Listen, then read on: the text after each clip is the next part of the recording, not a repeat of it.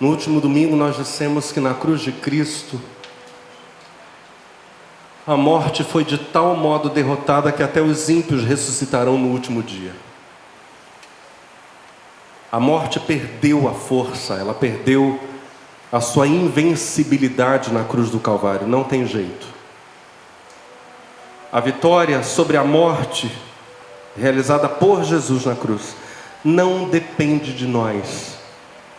Jesus definitivamente retirou da morte o seu poder. Ele esvaziou a morte. E no último dia isso ficará muito claro com a ressurreição de todos os que estiverem evidentemente mortos. A ressurreição, a Bíblia diz, afeta a todos os seres humanos, justos e injustos. Ou seja, a natureza da ressurreição é uma natureza compulsória, obrigatória.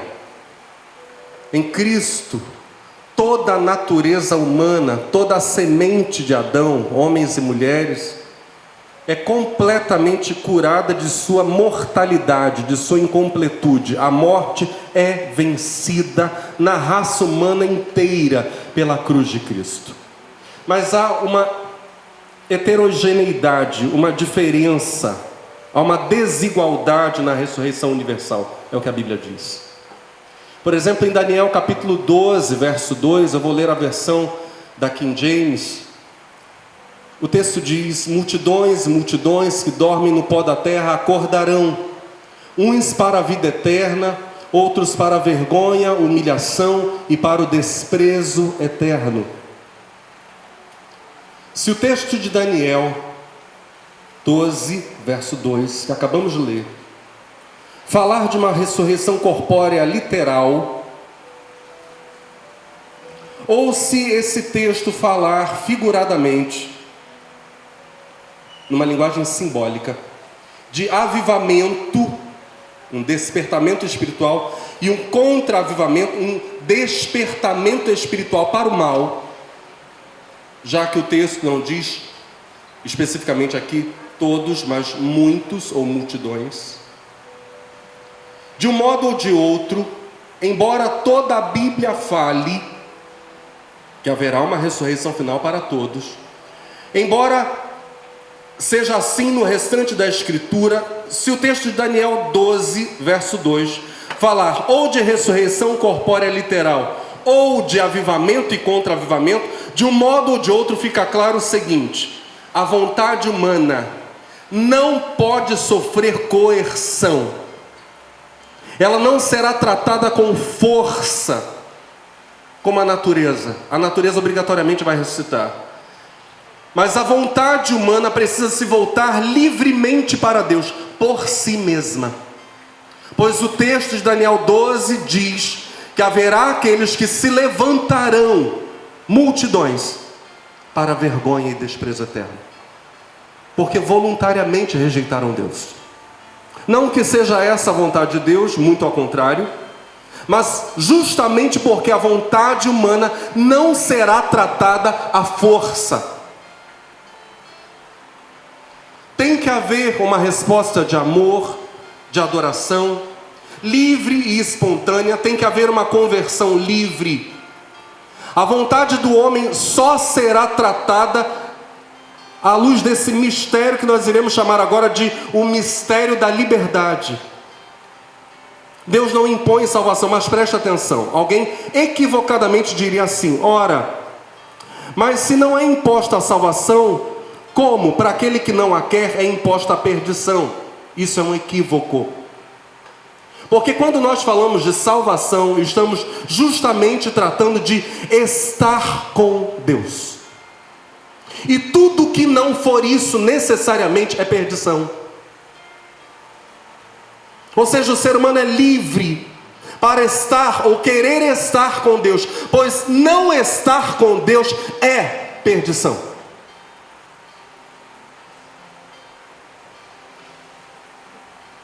Ter sido gerados por Deus nos ventres das nossas mães, termos sido, sermos recriados por Deus na ressurreição de todos, independe da nossa vontade.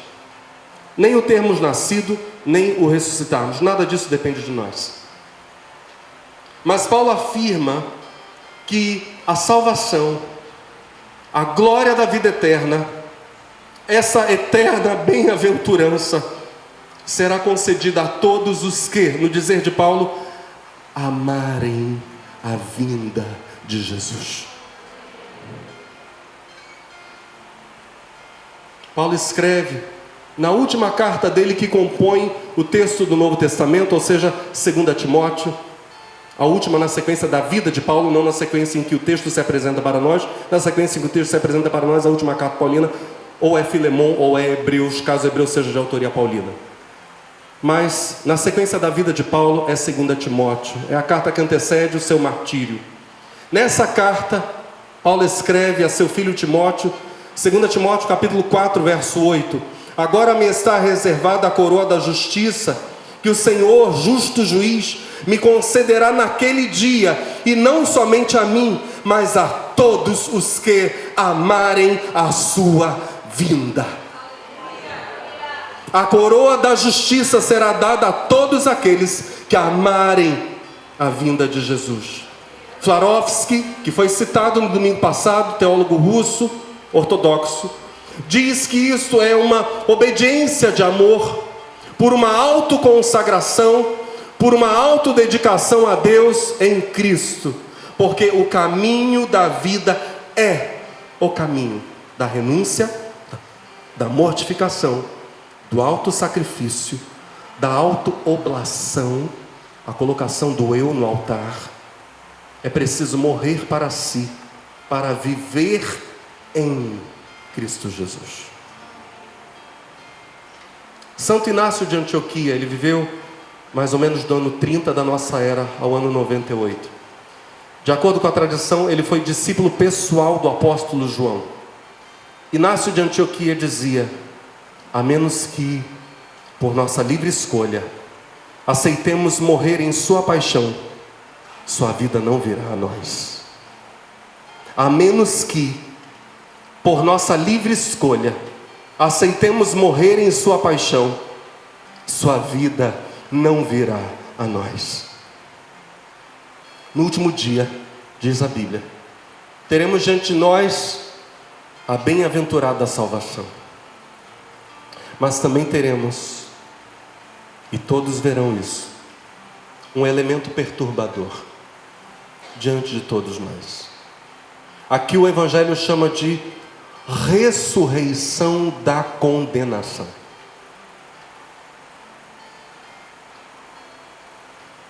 Aquilo que o autoconfinamento, essa palavra confinamento é muito popularizada, né? Aquilo que o autoconfinamento, longe de Deus, vai trazer à luz na ressurreição geral. Na ressurreição geral será vista a ressurreição da condenação. A ressurreição da condenação é o contrário da glorificação dos salvos. Na ressurreição da condenação vai se completar essa tragédia, nós poderíamos chamar muito bem de tragédia, essa tragédia da liberdade humana mal utilizada. O pecado está enraizado na vontade humana. Ainda que todos os corpos ressuscitem no último dia, a salvação será dada àqueles que, por livre vontade, quiseram Jesus, ansiaram por Jesus. Não existe, à luz da Bíblia, nenhum meio criado capaz de curar uma vontade obstinada. Não existe. Se o coração humano não se dobra, nada, absolutamente nada pode ser feito pela sua salvação. Vamos falar isso de outro modo. Deus é o Deus da liberdade de ser, que não força um coração obstinado à comunhão com Ele. A glorificação dos salvos, aquele momento em que os salvos vão ressuscitar e receberão corpos que não podem mais adoecer, envelhecer, enfraquecer, morrer. Corpos glorificados. Quando eles viverem essa experiência, viverão como o resultado de uma escolha. será isto: o Espírito de Deus, diz a Bíblia, não produz uma resolução indesejada, mas transforma um propósito escolhido, algo que se quis voluntariamente, em glorificação no último dia. Deus precisa desse elemento, a vontade. Ele quer que nós o queiramos. O ser humano está preso à existência, sem qualquer possibilidade de uma salvação obrigatória, compulsória, pois, como acabamos de dizer, à luz da Bíblia, Deus é o Deus da liberdade de ser. Mas de outro lado, o ser humano não conhece sequer a mínima possibilidade, não há, de um suicídio metafísico, de uma extinção da própria existência, pois Deus também é o Deus da obrigatoriedade de existir. Desde o instante em que entramos na existência, nós não conseguimos mais sair dela. Existiremos até o fim. A existência humana é chamada por Deus, por causa disso mesmo, ao convite de Deus para todo ser humano: vinde a mim, vinde a mim, eu quero salvar você, quero apagar os teus pecados e te dar esperança de glória eterna. Vinde a mim. O ser humano é chamado a participar da glorificação. Há uma tensão, então, na nossa existência entre destino e decisão. A vida eterna é oferecida ao homem, mas o homem precisa recebê-la. O passo inicial, diz a Bíblia, é o arrependimento. Quando o ser humano olha para a cruz de Cristo e vê um justo e se vê pecador. Há um contraste muito grande entre o justo que morre e o pecador que está vivo. E esse pecador, vivo diante da cruz, olha para o Jesus crucificado e diz: é meu esse lugar de morte. Ele se arrepende. É a fala daquele homem junto de Jesus, também crucificado, que diz: nós estamos aqui por causa dos nossos delitos, mas este nenhum mal fez. Senhor, lembra-te de mim quando entrares no teu reino. Então Jesus imediatamente lhe disse: hoje mesmo estarás comigo no paraíso. Esse é o contraste da salvação. O ser humano vivo diante do Cristo da cruz. O ser humano que se arrepende. Uma mudança interior, íntima, decidida, resoluta, profunda.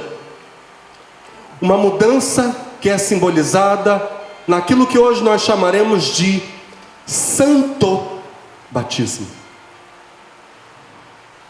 O batismo não é uma coisa comum. Quantos aqui desceram as águas batismais pela fé em Jesus? O batismo não é coisa comum. Eu gostaria que você prestasse muita atenção nisto. O santo batismo, que é a ordenação das pouquíssimas ordenações de Jesus. Há poucas coisas que Jesus deixa como mandamento. De um modo geral, Jesus não enuncia mandamentos. Dos poucos mandamentos que ele dá, um desses é que sejam batizados aqueles que creem em mim, em nome do Pai, do Filho e do Espírito Santo, para perdão de pecados. Jesus institui um batismo santo que, no dizer apostólico, no dizer de Paulo, é figura, preste atenção, da própria morte de Jesus e da sua ressurreição. Romanos capítulo 6, Paulo escreve: portanto, fomos sepultados com ele na morte por meio do batismo, com o propósito de que, assim como Cristo foi ressuscitado dos mortos, mediante a glória do Pai, também nós vivamos uma nova vida. Se desse modo fomos unidos a Ele, na semelhança da sua morte, diga comigo, na semelhança. Diga comigo, na semelhança da sua morte. Paulo prossegue dizendo, com toda certeza, o seremos também, ou seja, também seremos unidos a Ele, na semelhança da sua ressurreição. O crente que se une a Cristo em sua morte, por meio do batismo, vive o que Paulo chama de semelhança na morte.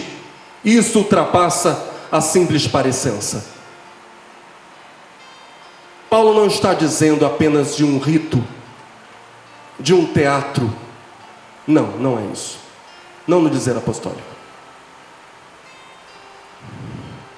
Para Paulo, o batismo é a própria representação de um fato misterioso, sobrenatural, que é este: Cristo sendo formado no crente.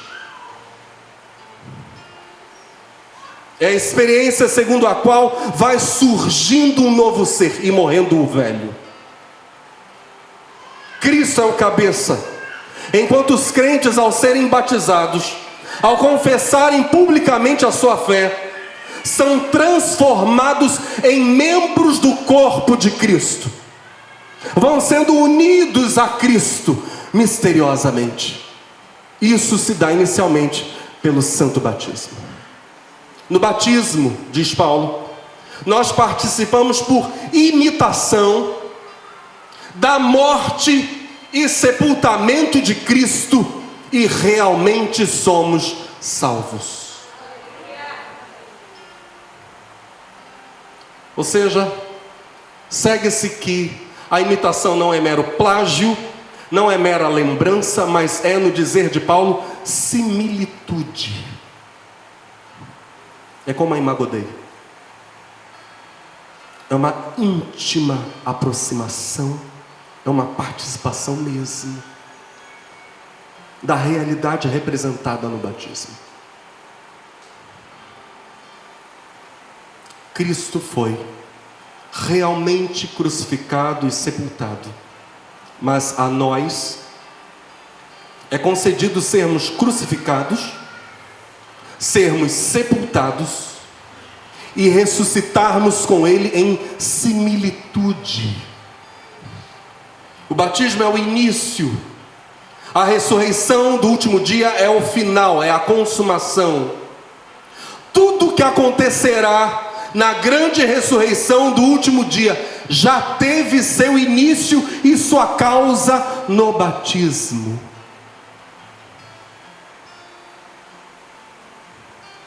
Porque o batismo é então, no dizer de Paulo, a própria união do crente com Cristo em sua morte, é coparticipação na cruz.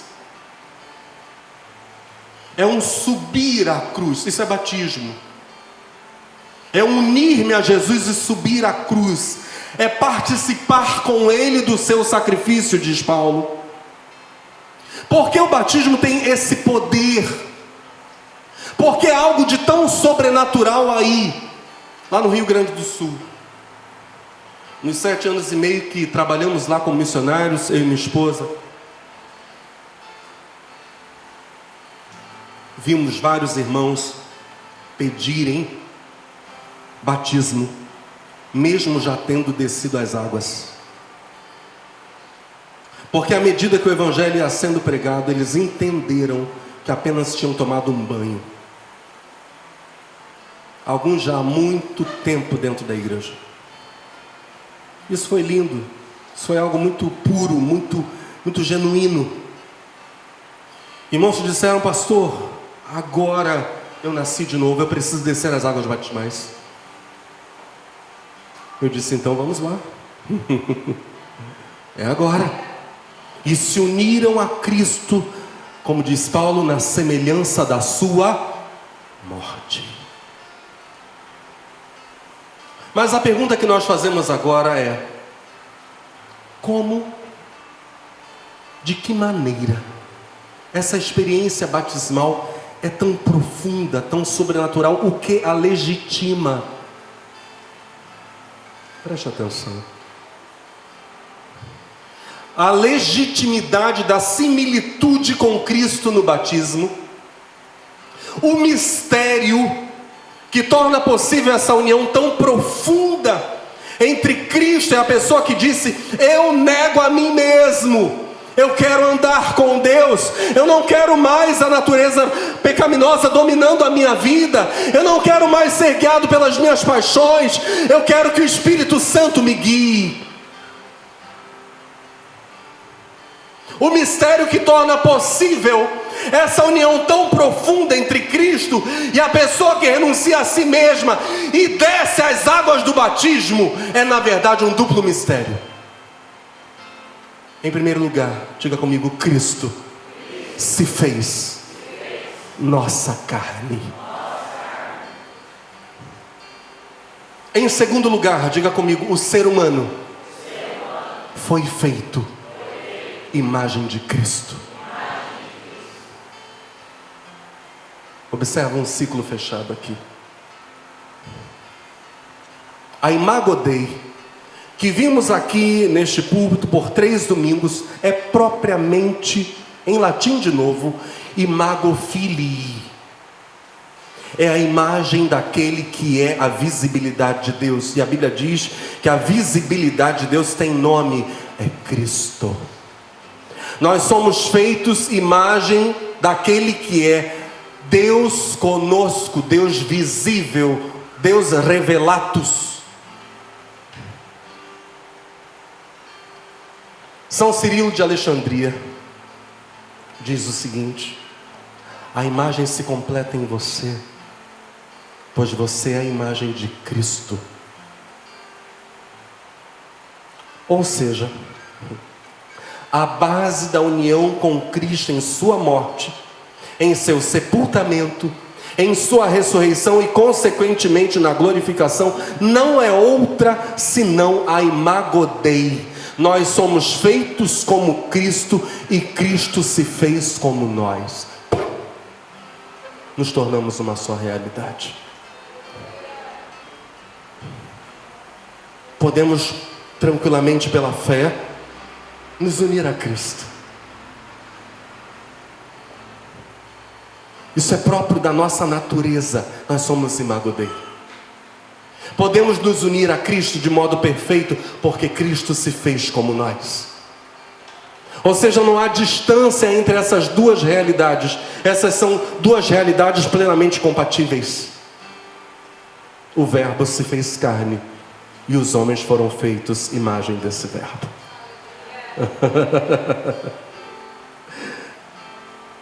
Nós somos feitos como Cristo e Cristo se fez como nós. O batismo é um passo sobrenatural da fé em direção à cruz de Cristo. É o momento em que o ser humano diz: é esse o meu destino, e se une a Ele. Eu sou tua imagem, uno-me a ti, tu te fizeste como eu. Estamos entendendo? É a perfeita união do ser humano e seu Criador. É a participação santa na morte voluntária de Cristo. Assim como Cristo foi voluntariamente para a cruz, Ele não foi obrigado, Ele entregou sua vida na cruz do Calvário. Assim como Cristo foi voluntariamente para a cruz, o batismo do crente deve ser igualmente acompanhado de um amor sacrificial voluntário. Se Cristo foi para a cruz em sua liberdade, o salvo deve se unir a Cristo e ser batizado voluntariamente. Ambos vivem juntos a morte voluntária.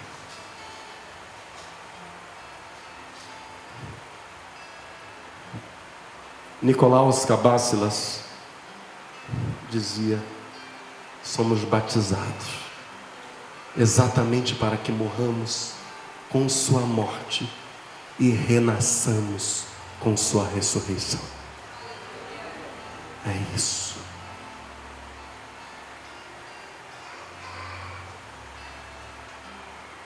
Pense nessas coisas.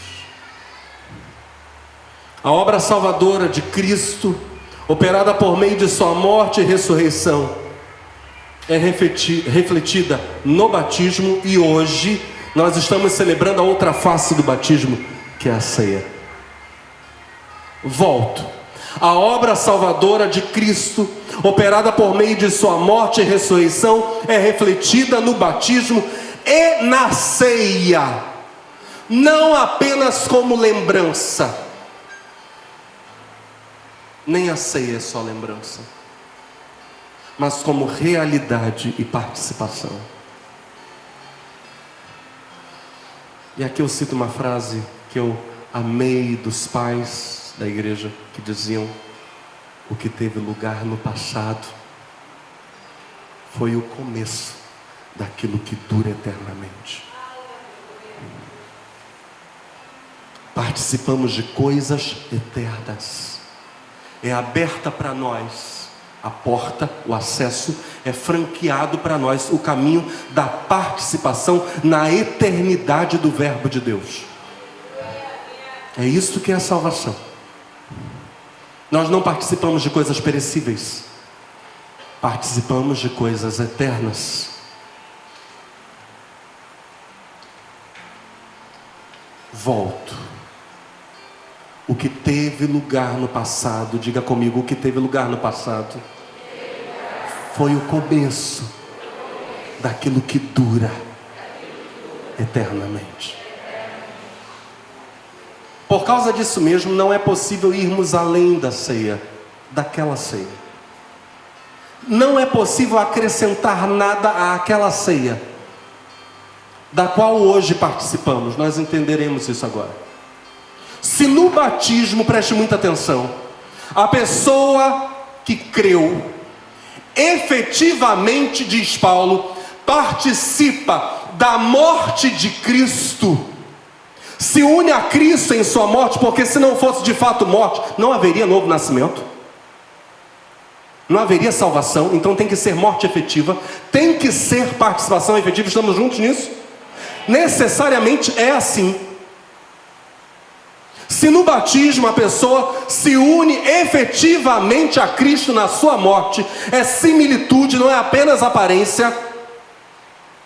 O mesmo acontece, o mesmo se dá na ceia do Senhor. Paulo nos conta sobre a última ceia em 1 Coríntios capítulo 11, versos 23 a 26.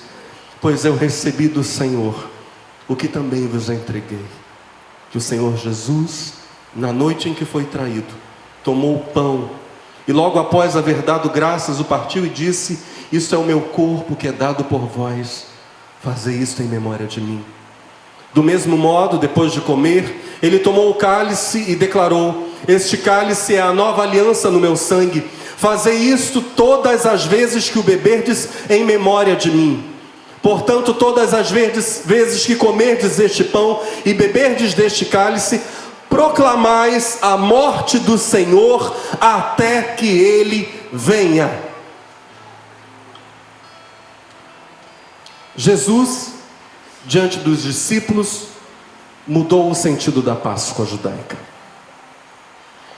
Se os discípulos, todos eles judeus, daquele dia em diante, não mais celebrariam a Páscoa como saída de Israel do Egito, não mais, porque Jesus diz agora, é em memória de mim. Ele muda o sentido da Páscoa. A morte de Jesus na cruz seria celebrada então. Há uma mudança de sentido, é verdade, mas e nós? E nós não judeus? Eu vou voltar à linha de pensamento. Se os discípulos, todos eles judeus, aquele dia em diante, não mais celebrariam a Páscoa como uma saída de Israel do Egito, mas como a morte de Jesus na cruz, nós, não judeus, brasileiros, americanos, franceses, etc., que viríamos a crer em Cristo, para nós não haveria mudança de coisa alguma, porque nós não celebrávamos Páscoa. Para nós não houve mudança de festa, nós nunca saímos de um Egito, literal. Israel celebrava ano após ano uma saída literal da escravidão, nós não. Para nós não pode ter havido uma mudança de sentido. Para nós a ceia de Jesus foi outra coisa. Para nós, ela é tão somente, mas esse tão somente entre aspas bem grandes aqui, porque esse tão somente de modo nenhum pode significar uma redução na importância da coisa. Para nós, a participação na ceia é tão somente uma inclusão na última ceia de Jesus em vida. Não há nenhum outro sentido para nós. Todos os salvos por todo o mundo que não vivessem essa mudança de sentido da Páscoa judaica para a morte de Cristo, simplesmente viveriam isto, estavam sendo incluídos na última ceia de Cristo pela fé. Todos os que crescem. Eles não fariam, no dizer teológico, uma anamnese da experiência de saída do Egito, um rememorar a saída do Egito. Não. Eles fariam, se pudéssemos usar o termo anamnese, eles fariam uma anamnese da última ceia de Cristo. Mas isso é apenas para eles uma inclusão. Reviveriam, como a igreja primitiva reviveu. Preste muita atenção. Com tamanha realidade espiritual, aquela última ceia. Participar da ceia é sermos incluídos naquela ceia. Essa ceia não é outra. A do próximo mês não será outra ceia. Não existe outra ceia. Não há nenhuma outra a ser celebrada, somente aquela. E por causa disso, os cristãos reviveriam com tanta realidade espiritual aquela ceia, que no dizer de Paulo, se participassem indignamente, seriam culpados do quê? Do corpo e do sangue do Senhor, como Judas. Tamanha realidade daquela ceia. Eles seriam como Judas à mesa, ou seriam como os discípulos que depois da ceia, quando Jesus fosse para o Getsemane e lá aprisionado, eles fugiriam, deixariam Jesus sozinho. Preste atenção que isso é uma figura muito triste do que pode também acontecer passada a ceia. Seres humanos que celebram com Jesus e depois que termina a celebração se esquecem de Cristo e o deixam só. Isso também pode se repetir. Não apenas o ato de Judas. É a própria última ceia, reapresentada, por assim dizer, uma e outra vez, embora jamais repetida, revivida, aquela única, porque Cristo morreu de uma vez por todas. Aquela única e mesma ceia revivida, com um detalhe muito importante, tendo sempre o próprio Senhor Jesus como celebrante. É Jesus quem celebra esta ceia. É Ele. É a ceia do Senhor.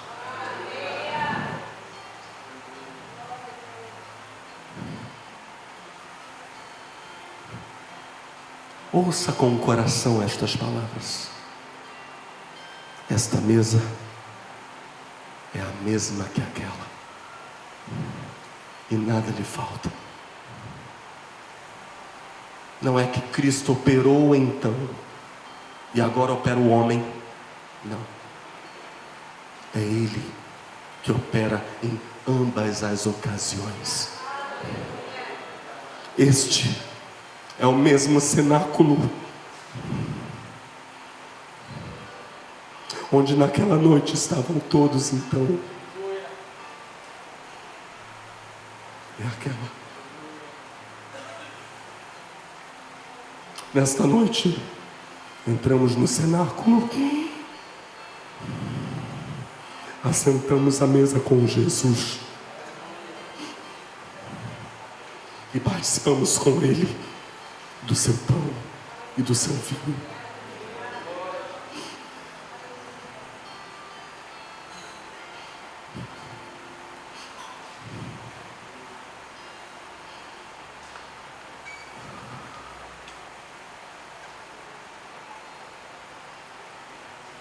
Que honra.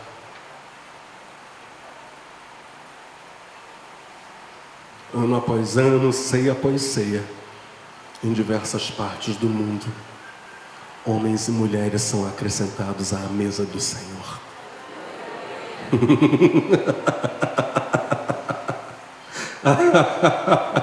Acrescentados à mesa do Senhor, com o Senhor.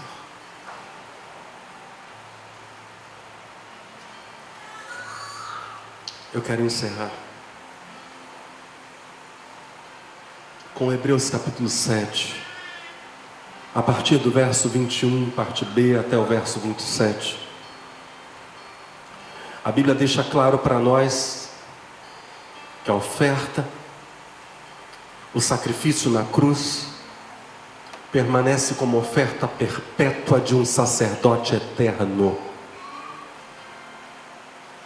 A oferenda continua ainda, ou seja, Cristo ainda age como o alto sacerdote nessa sua igreja.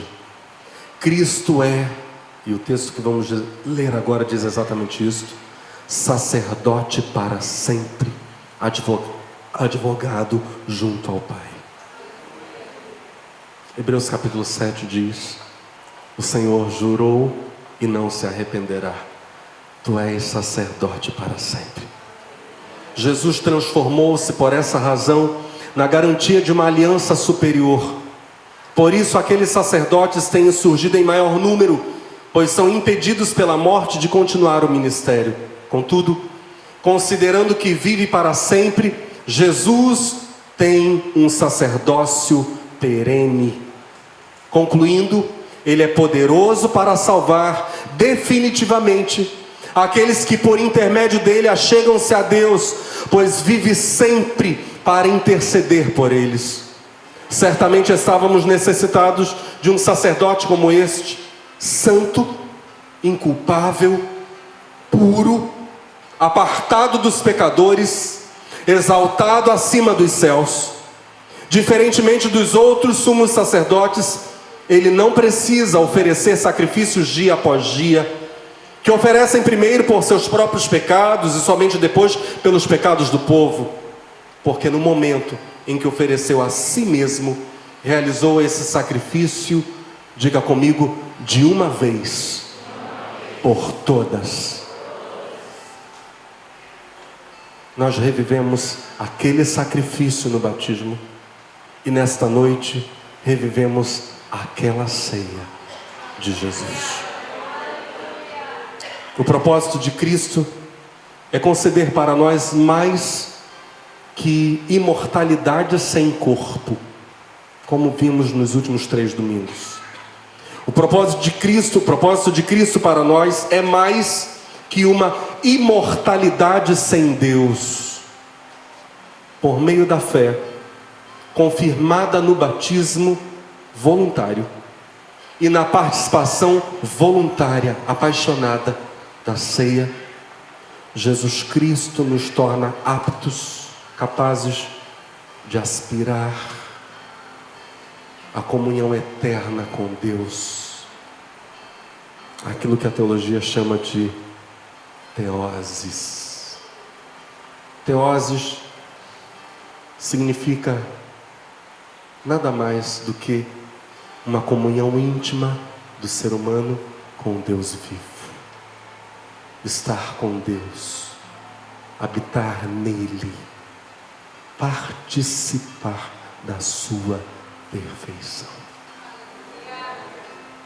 União eterna, sempre crescente, planejada por Deus, concretizada na cruz, é o nosso anseio pela fé e o nosso destino.